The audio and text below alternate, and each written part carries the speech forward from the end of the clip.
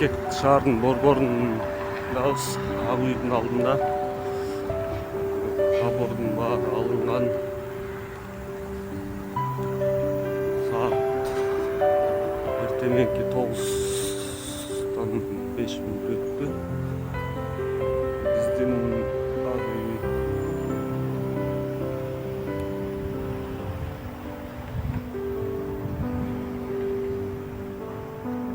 шашпай аны фонтандарда иштетилсе керек.